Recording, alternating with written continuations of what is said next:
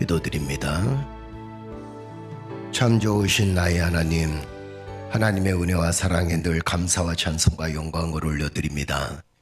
오늘도 하나님의 은혜 가운데 이 새벽을 열어주시고 또한 기도하며 찬양하며 말씀 들으며 하루를 시작할 수 있도록 인도하시니 감사를 드립니다. 존귀한 주의 백성들 위해 하나님께서 오늘도 하나님의 사랑과 은혜와 긍휼과 그리고 평안이 충만한 복된 하루가 되어줄 수 있도록 축복하여 주옵소서. 우리의 삶이 하나님 보시기에 아름다운 삶이 되어줄 수 있도록 축복하시되 믿음 안에 늘 든든히 서서 하나님의 큰 사랑과 은혜에 감사하면서 기쁨으로 오늘도 즐거움으로 또한 행복함으로 하루를 출발할 수 있도록 축복하여 주실 줄 믿사오고 예수 그리스도의 이름으로 기도드리옵나이다. 아멘. 할렐루야. 우리 찬송가 406장 찬양으로 하나님께 영광 돌립니다.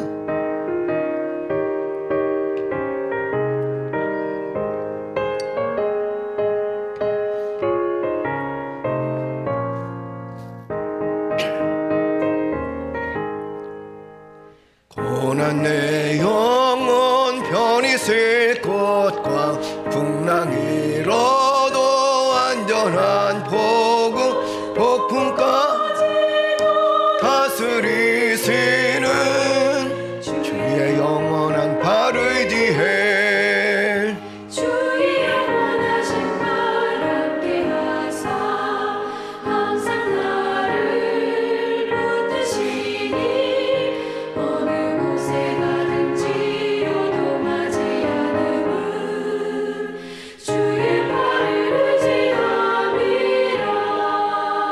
세상 친구들 나를 버려도 예수는 함께 동행함으로 주의 은혜가 충만하리니 주의 영원한 발을 지혜 주의 영원하신 발 함께 하사 항상 나를 붙드시니 어느 곳에 가든지 요동하지 않음은 주의 발을 의지함이라.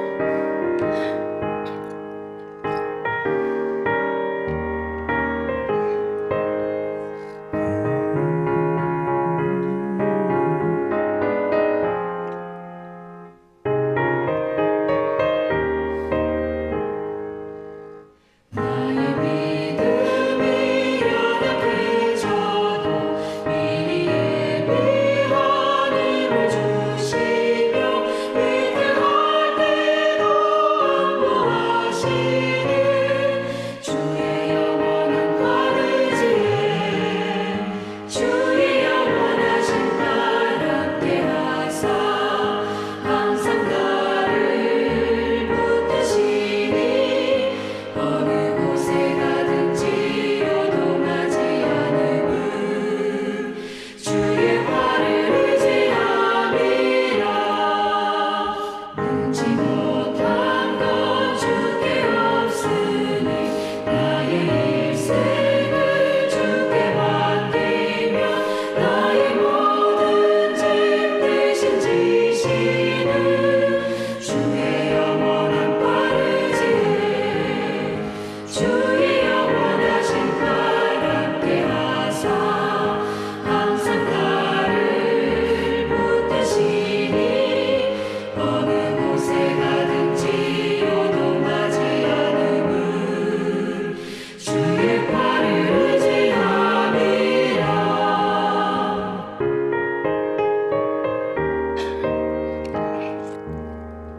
할렐루야. 우리 하나님 말씀 마가복음 4장 30절에서 41절까지 말씀입니다. 마가복음 4장 30절에서 41절까지 다 찾으셨으면 아멘. 예. 또 이르시되 우리가 하나님의 나라를 어떻게 비교하며 또 무슨 비유로 나타낼까? 겨자씨 하늘과 같으니 땅에 심길 때에는 땅 위의 모든 씨보다 작은 것이로되 심긴 후에는 자라서 모든 풀보다 커지며 큰 가지를 내나니 공중의 새들이 그 그늘에 깃들일 만큼 되느니라. 예수께서 이러한 많은 비유로 그들이 알아들을 수 있는 대로 말씀을 가르치시되 비유가 아니면 말씀하지 아니하시고 다만 혼자 계실 때에 그 제자들에게 모든 것을 해석하시더라. 그날 저물 때에 제자들에게 이르시되 우리가 저편으로 건너가자 하시니 그들이 무리를 떠나 예수를 배에 계신 그대로 모시고 가매 다른 배들도 함께 하더니 큰 강풍이 일어나며 물결이 배에 부딪혀 들어와 배에 가득하게 되었더라. 예수께서는 고물에서 베개를 베고 주무시더니 제자들이 깨우며 이르되 선생님이여 우리가 죽게 된 것을 돌보지 아니하시나이까 하니 예수께서 깨어 바람을 꾸짖으시며 바다더러 이르시되 잠잠하라 고요하라 하시니 바람이 그치고 아주 잔잔하여지더라. 이에 제자들에게 이르시되 어찌하여 이렇게 무서워하느냐 너희가 어찌 믿음이 없느냐 하시니 그들이 심히 두려워하여 서로 말하되 그가 누구이기에 바람과 바다도 순종하는가 하였더라. 아멘. 우리 묵상에서 함께 묵상합니다. 믿음의 능력 사용하기. 예수님의 주권을 신뢰한다는 말은 무슨 뜻일까요? 언제 어디서나 예수님의 주님 되심을 믿고 신뢰한다는 뜻이 아니겠습니까?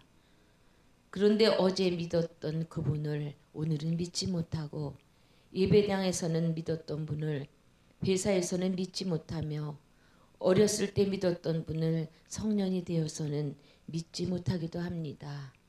이는 우리의 믿음이 일관성이 없다는 말일 것입니다. 제자들은 자신의 눈앞에서 바람과 파도가 예수님의 명령에 순종하는 것을 보았습니다. 그분이 바로 하나님이시고 메시아십니다. 그들이 기적을 목격한 것은 그때가 처음이 아니었습니다. 그런데 그들이 탄 배가 바람과 파도에 흔들리자 그들의 믿음도 같이 흔들리고 말았습니다. 그래서 주님이 물으신 것입니다. 너희가 어찌 믿음이 없느냐? 많은 노인이 스마트폰을 가지고 있으면서도 전화를 거는 것 외에 다른 기능을 몰라서 잘 사용하지 못합니다. 어느 날 제가 길을 가다가 예쁜 꽃을 발견해 이 꽃 이름이 뭐지? 라고 했더니 동행하던 직원이 제 스마트폰으로 사진을 찍고는 꽃 이름을 찾아내 주었습니다. 그날 저는 전화기의 놀라운 능력을 전혀 사용하지 못하고 있었음을 깨달았습니다. 하나님은 우리에게 믿음이라는 선물을 주셨습니다. 중요한 것은 매일 그 믿음을 사용하며 살아가는 것입니다. 오늘 당신은 믿음의 능력을 사용해 인생을 항해하고 있습니까? 아멘. 우리가 살아가는데 내 능력으로 사는 것은 항상 한계가 있다 그랬어요. 그렇죠? 그런데 우리가 살아가는 건 내 능력이 아니라 하나님의 능력으로 살자. 그러니까 성령의 능력으로 살자. 그리고 주님의 능력으로 살자. 계속 강조하는 이유가 뭐냐면 우리의 능력은 사실 굉장히 보잘것없다라는 겁니다. 아무리 인간이 큰 능력을 갖고 있다 할지라도 자기의 삶을 바꿀 수 있는 능력도 없을 뿐더러 앞으로 어떤 일이 일어날지 어떻게 살아가야 될지 전혀 무소식 그냥 깜깜하다라는 거죠. 그러나 하나님은 내 인생의 모든 비밀을 알고 계시고 또 하나님은 내 인생이 앞으로 어떻게 펼쳐지기를 원하고 계신 것이고 또 하나님이 내 인생이 어떻게 펼쳐질 것인가를 알고 계신 분이 하나님이시다라니까 그러니까 결국에는 하나님을 믿고 살아가는 그 믿음이 우리에게는 절실히 요구되어진다라는 겁니다. 우리가 항상 하나님의 능력이 굉장히 많은데 자꾸 내 모습만 쳐다보면서 하나님의 능력을 제한할 수밖에 없는 이런 모습들이 참 안타까울 때가 많죠. 우리가 오늘 이 묵상에서도 휴대폰에 대한 얘기를 나누는데 여러분 아마 휴대폰이 아무리 기능이 없는 것 갖고 있다 할지라도 적어도 휴대폰에는 100가지 이상의 기능들이 있다 그래요. 여러 가지 기능을 쓰게 되면 그런데 우리는 사실 한 10가지도 제대로 못 쓰게 되죠. 10가지 쓰는 것도 다행입니다. 한 대여섯 가지밖에 못 쓰는 거죠. 그러니까 그만큼 능력이 많은데, 내가 가지고 있는 건 능력이 굉장히 많은데 내가 활용할 수 있는 것은 몇 개 안 된다라는 거예요. 믿음도 역시 마찬가지거든요. 믿음의 능력은 대단합니다. 그런데 내가 그 믿음의 능력을 제대로 활용하지 못하고 있다라는 거예요. 그래서 우리는 항상 이 믿음의 능력이 대단하다라는 그 믿음을 가지고 그 믿음의 역사가 나타나도록 기도해야 될 것이고, 또 믿음의 능력을 붙들고 살아나갈 때 여러분과 나의 삶에는 하나님의 큰 능력을 경험할 수 있는 힘이 되어진다라는 사실을 기억하면서 여러분 뭐든지 믿음으로 이겨나가며 믿음으로 승리하며 믿음으로 선포하고 또 믿음으로 여러분들의 앞길을 준비할 때 하나님께서 함께 하심을 믿으시는 성도들 되어지기를 주의 이름으로 축복합니다. 오늘 제목이 뭐냐면 창대해진 하나님 나라, 그 나라 통치자의 권능 그랬어요. 여러분, 하나님 나라는 오늘 본 말씀에도 뭐로 비유했냐면 겨자씨로 비유했습니다. 겨자씨라는 건 굉장히 작거든요. 그 밑에 나오게 되면 뭐 겨자씨에 대한 해설이 나오죠. 그죠? 겨자씨는 매우 작지만 자라면 약 3m에 이를 만큼 큰 나무가 되어진다, 이렇게 표현합니다. 사실 이 쌀낫 3분의 1 정도밖에 되지 않는데, 그러나 결국엔 자라게 되면 3m 이상 크게 자라난다라는 거죠. 예수님이 하나님 나라에 대해서 비유를 할 때 왜 겨자씨의 비유를 했을까요? 겨자씨의 비유한 이유가 있었습니다. 그것이 뭐냐면 작아 보이지만 그러나 그것이 가장 크다라는 겁니다. 그리고 가장 보잘것없는 것이라고 생각하는 것이 가장 위대하다라는 거예요. 그 사람들은 지금 눈앞에 보이는 게 가장 크지 보이지 않는 하나님의 나라에 대해서 크게 생각하지 않고 있었다라는 거죠. 그런데 정말 믿음의 눈은 뭘 믿음의 눈이라고 하냐면 작은 것을 보는 게 아니라 그 작은 것 안에 숨겨져 있는 능력을 보는 거예요. 그러니까 참된 능력은 어떤 것이 능력이냐면 작다, 크다, 많다, 적다의 그런 물량적인 치수가 아닙니다.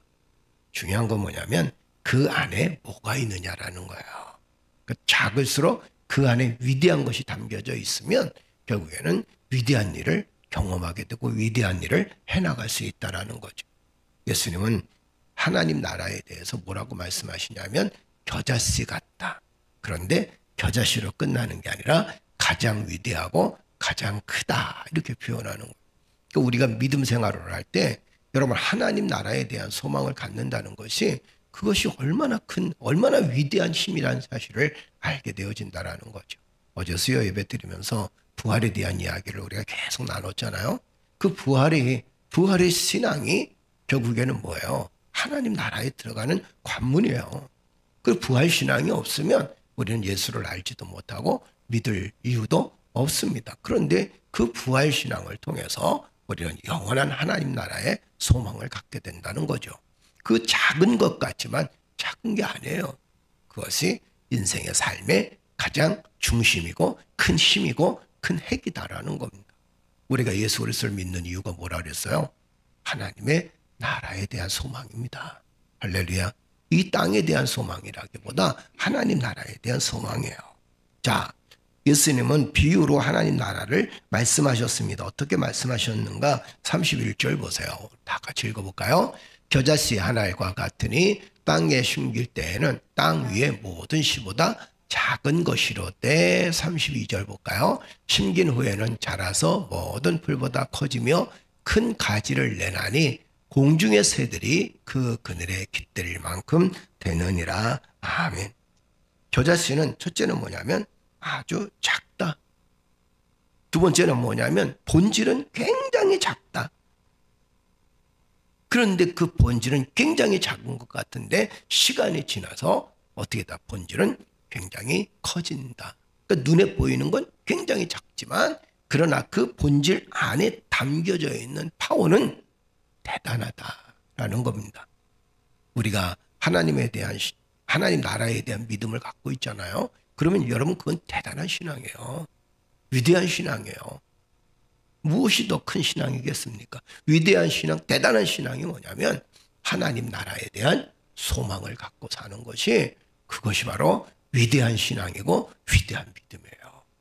우리가 이 땅에 살아가면서 뭐 직분을 받는 것도 중요하고, 또 목회자의, 또 장로님의, 권사님의 뭐 이런 직분도 굉장히 중요하죠. 그러나 본질은 뭐예요? 본질은 하나님의 나라라는 거예요. 그리고 그 하나님의 나라가 정말 위대해질 수 있는 그 방법이 뭐냐면, 그것이 하나님 나라에 대한 소망으로 이루어진다라는 겁니다. 예수 그리스도께서 하나님 나라를 예비하시고 준비하셨다라는 겁니다. 자, 천국에 대한 소망. 이 소망이 굉장히 작은 것 같지만 무엇보다도 가장 큰 소망이다라는 겁니다. 여러분도 살다 보면 여러분 세상에 대한 소망을 크게 가질 때가 많아요. 그런데 세상에 대한 소망 크게 가질수록 오히려 우리는 더 큰 아픔을 겪을 때가 많잖아요.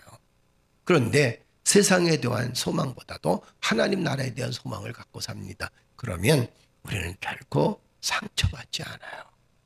또 우리가 하나님 나라에 대한 소망을 갖고 살면 이 땅에서 얼마를 사느냐가 결코 중요하지 않습니다. 어떻게 사느냐가 중요하고 얼마만큼 잘 사느냐가 중요하죠. 그죠? 얼마만큼 오래 사느냐라는 것도 중요하지 않습니다. 부유하게 사는 것도 중요하지 않습니다. 우리는 본질에 충실해야 돼요. 그 본질이 무엇이냐면 하나님 나라에 대한 이야기입니다. 그 본질이에요. 자, 그 다음에 또 한 가지는 이 겨자씨만한 것이 이제 자라서 어떻게 한다 그랬어요? 어떻게 한다 그랬어요? 크게 자라가지고 32절 읽어볼까요? 다 같이 읽겠습니다. 32절. 심긴 후에는 자라서 모든 풀보다 커지며 큰 가지를 내나니 공중의 새들이 그 그늘에 깃들일 만큼 되느니라. 아멘. 자, 크게 자랐어요. 크게 자라가지고 이제는 어떻게 되느냐? 어떻게 된다 그랬어요? 공중의 새들이 거기서 깃들일 만큼. 깃들인다라는 것은 거기서 놀고 평안을 유지하고 쉼을 얻고 이런다는 거예요. 그러면 여러분 이 말씀을 가만히 보세요. 하나님 나라에 대한 소망을 갖고 있는 사람은 거기서 그 하나님 나라에 대한 소망으로 인해서 진정한 평화를 누리고 기쁨을 누립니다. 새들이 깃들인다라는 건 뭐예요? 기쁨이 있고 평화가 있다는 거 아닙니까? 그죠? 그러니까 우리 안에 하나님 나라가 있으면 우리는 삶이 기쁘고 즐거운 거예요. 어제도 말씀드렸지만 부활에 대한 소망을 갖고 살잖아요. 그 부활에 대한 소망을 갖고 살면 세상에 고난이 온다 할지라도 그 고난을 얼마든지 이겨낼 수 있는 힘이 생깁니다. 무엇 때문에? 하나님 나라에 대한 소망 때문에 그렇다는 거죠. 할렐루야. 그러니까 우리는 하나님 나라에 대한 소망을 가지고 살아갑니다. 그래서 예수님은 하나님 나라에 대한 소망을, 하나님 나라에 대한 이야기를 겨자씨로 비유했어요. 작은 것 같은데 작지 않다는 거예요. 그리고 가장 위대하게 가장 크게 자라난다는 것, 3m 이상 자란다는 것은 그건 그 당시에 대단한 큰 나무거든요. 작은 것 같은데 작지 않다.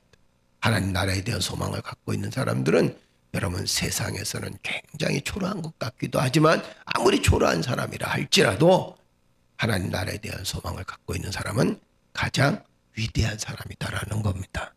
여러분과 내가 가져야 될 소망이 뭐냐면 하나님 나라에 대한 소망이에요. 할렐루야. 우린 그 하나님의 나라에 대한 소망을 가지고 하루하루를 살아나가는 거예요. 결국에는 하나님 나라에 대한 소망을 갖고 있는 사람들이 진정한 안식을 누린다라는 거죠.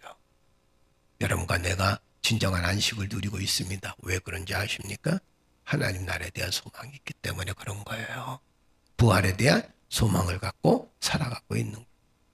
내가 이 땅에서 안식을 누리지 못하고 예수 그리스도를 통해서 예수를 믿는다고 하면서도, 하나님을 믿는다고 하면서도 내가 안식을 누리지 못하는 이유가 뭐냐면 하나님 나라에 대한 소망이 없는 거예요. 어제도 말씀드렸잖아요. 여러분, 왜 믿는 사람들이 이 땅에서 자꾸 욕심부리고 이 땅에서 불평이 많아지고 이 땅의 삶이 거칠어지고, 그 이유가 뭡니까? 부활에 대한 소망이 없는 거예요. 그러니까 인생이 짜증나는 거죠. 인생이 힘든 거예요. 인생이 짜증나고 힘드니까 말도 거칠어지죠. 성격도 포악해지죠. 그런데 하나님 나라에 대한 소망을 갖고 부활의 소망을 갖고 있으니까 여유가 있어요. 삶의 여유가 있고 인생의 여유가 있습니다. 여러분과 나는 하나님 나라에 대한 소망을 가지고 살아가는 믿음의 사람이에요. 할렐루야. 그래서 우리는 여유롭고 또 믿음의 삶을 통해서 하나님의 은혜를 경험하고, 그리고 그 믿음의 삶을 통해서 하나님의 나라에 대한 소망을 갖고 하루하루를 살아가는 거예요. 그 삶이 기쁨이고 그 삶이 우리에게는 행복이다라는 겁니다. 자, 이 얘기는 곧 뭐냐면 진정한 행복은 겨자씨만한 하나님 나라에 있다. 그런데 겨자씨로 끝나는 게 아니라 그 하나님의 나라가 가장 위대한 힘이 된다라는 겁니다. 그러므로 사랑하는 성도 여러분, 하나님의 나라를 소유하고 사십시오. 아멘. 하나님 나라를 소유하고 살아야 돼요. 자, 그 다음에 39절 볼까요? 어떤 사건이 일어났냐면, 다 같이 읽겠습니다. 예수께서 깨어 바람을 꾸짖으시며 바다더러 이르시되 잠잠하라 고요하라 하시니 바람이 그치고 아주 잔잔하여지더라. 이 얘기는 뭐냐면 배를 타고 가는 거예요. 제자들과 많은 사람들이 예수님과 함께 배를 타고 가는 거예요.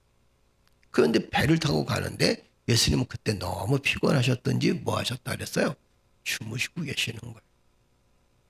그런데 밖에는 광풍이 막 불기 시작합니다. 배가 막 흔들릴 정도, 배가 막 뒤집힐 정도입니다. 그런데 예수님은 뭐 하고 계시는 거예요? 주무시고 계시는 거예요. 이러니까 제자들이 이제 큰일 났습니다. 왜냐하면 배가 뒤집힐 것 같아요. 죽을 것 같아요. 두렵습니다. 제자들만 뿐이겠습니까? 여러 사람들이 두렵고 떨림에 있는 거죠. 그때 제자들이 예수님의 주무시는 모습을 보고 예수님을 깨웁니다.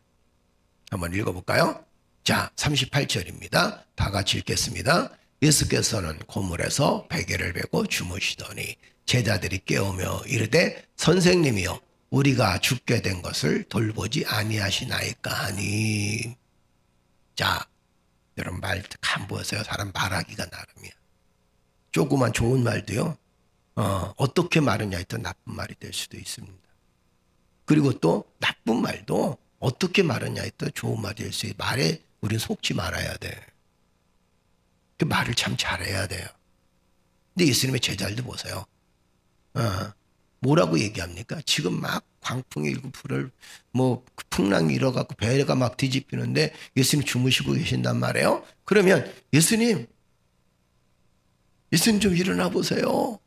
저희가 지금 죽게 되었습니다. 어떻게 할까요? 이러면 괜찮아. 예수님한테 뭐라 그러는 거예요? 살려달라고 얘기하는 거. 목사님, 예수님 지금 이렇게 우리가 지금 고통을 겪고 있습니다. 근데 제자들이 말하는 거 보세요. 좀 뭐가 없어요. 그죠? 뭐가 없는 것 같아요? 여러분들이 생각하는. 진짜 버릇이 없어요. 뭐라고 얘기하시나요? 제자들이 이렇게 된 거예요. 선생님이요, 우리가 죽게 된 것을 왜 돌보지 아니하시나이까? 여러분 생각해 보세요. 예수님 주무신단 말이에요. 예수님 깨워서 예수님 바람이 불고 풍랑이 일어나 저희가 죽게 됐습니다. 어떻게 해야 되나요? 이런 거 하고. 예수님 왜 예수님은 주무십니까? 우리가 죽게 된 것을 왜 돌보지 아니하십니까? 어떨까요? 여러분은 어때요? 여러분이 주님이라면. 자, 1번 이렇게 얘기합니다. 예수님 우리가 지금 죽게 됐습니다. 풍랑이 너무 많이 일어요. 우리 좀 살려주세요. 이렇게 얘기하는 거 하고. 예수님 우리가 죽게 됐는데 왜 돌보지 않습니까? 왜 안 일어나셔요? 이렇게 얘기하는 거 하고. 그렇죠. 말은요 이쁘게 해야 돼요. 그죠? 말 한마디가 뭐 한다고요? 천냥빚을 갚는. 말은 예쁘게 할 수 있어야 돼요. 승질 난다고 자기 승질대로 다 합니까? 안 돼요. 인정도 못 받을 뿐더러 오히려 자기들의 마음이 더 상처를 받습니다. 예수님 뭐라고 말씀하셨어요? 자, 39절 보세요. 읽어볼까요? 예수께서 깨어 바람을 꾸짖으시며 바다더러 이르시되 잠잠하라 고요하라 하시니 바람이 그치고 아주 잔잔해졌더라. 예수님이 누구를 지금 무엇을 꾸짖는 거예요? 바다를 꾸짖었어요. 근데 그걸로 끝났나요? 40절 보세요. 읽어볼까요? 다 같이 읽겠습니다. 이에 제자들에게 이르시되 어찌하여 이렇게 무서워하느냐? 너희가 어찌 믿음이 없느냐 하시니. 파도만 꾸짖었나요? 아니에요. 예수님의 제자들도 꾸짖었어요. 그래서 뭐라고 말씀하시냐면 이렇게 말씀하십니다. 네가 왜 믿음이 없냐 이렇게 얘기하시는 거예요. 그죠? 만약에 예수님의 제자들이 이렇게 얘기했다고 생각해 보세요. 예수님, 지금 우리가 이 풍랑에 의해서 죽을 것 같아요. 예수님 살려주세요. 그럼 예수님이 왜 네가 믿음이 없느냐 이렇게 얘기할 것 같아? 어떨 것 같아요? 제자들아 걱정하지 마. 이렇게 얘기하지 않았을까요? 그런데 예수님 뭐라고 말씀하셨어요? 그렇죠. 이 거친 말 속에 다시 예수님 뭐라고 책망하시냐면 왜 네가 믿음이 없느냐 이렇게 책망하십니다. 너희가 왜 믿음이 없느냐 이렇게 책망하세요. 우리는 우리의 삶에서 말을 참 잘해야 돼. 바람을 꾸짖으시는 예수님, 그걸로 끝나는 게 아니라 누구까지 꾸짖으셔요? 제자들까지 꾸짖으시는 거예요. 자, 이 이야기는 곧 우리에게 좋은 교훈을 줍니다. 첫째는 뭐냐면 바람조차도 순종한다라는 거예요. 자연 풍랑을 주관하시는 분이 누구셔요? 하나님이셔요. 예수 그리스도이셔요. 또 한 가지는 믿음이 없는 제자들을 책망합니다. 그러면서 무엇 때문에 더 크게 책망하냐면 내가 지금 너희와 함께하고 있다는 사실을 왜 깨닫지 못하느냐라는 거예요.